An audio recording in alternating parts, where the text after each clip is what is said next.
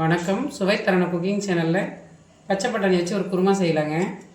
தோசைக்கு எங்கள் வீட்டில் தினம் செய்யறது தான் நாங்கள் வீடியோ எடுத்து போடுறோம். வீட்டில் இருக்கிறத வச்சு செஞ்சு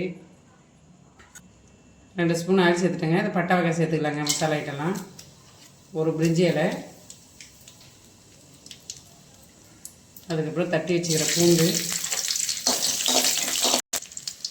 வாசனைக்காக சின்ன வெங்காயம் 2 பொடியை கட் பண்ணி வச்சுக்கிறேங்க. பெரிய வெங்காயமும் சேர்க்க போகிறேன், இருந்தாலும் வாசனையாக இருக்குது சின்ன வெங்காயம், அதனால் அதையும் சேர்க்குறேங்க.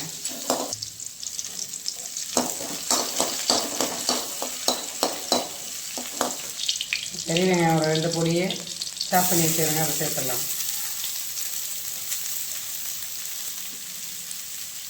டக்குன்னு கடாயிலே வச்சுக்கலாங்க, குக்கர்லாம் தேவையே இல்லை.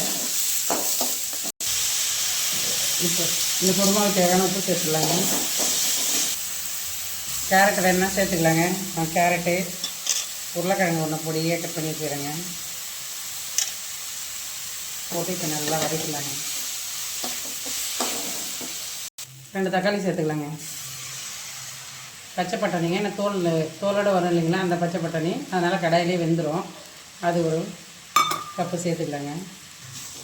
ஒரு 5 நிமிஷம் நல்லா வதக்கிட்டுக்கலாங்க, பச்சை வாசனை போட்டு. உங்கள்கிட்ட நைட்டே ஊற நல்லா வதங்கிச்சிங்க. ஒரு 1/2 ஸ்பூன் மஞ்சள்தூள்,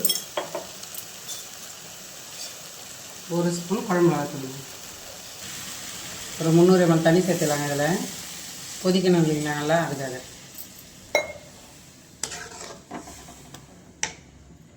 இப்போ இது நல்லா ஒரு 10 நிமிஷம் நல்லா கொதிக்கணுங்க.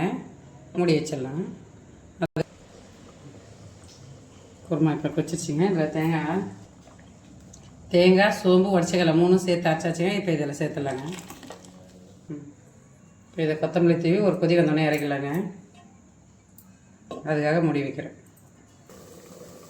குருமா இப்போ ரெடி ஆயிடுச்சுங்க. எடுத்து தோசைக்கு சர்வ் பண்ணிடலாங்க.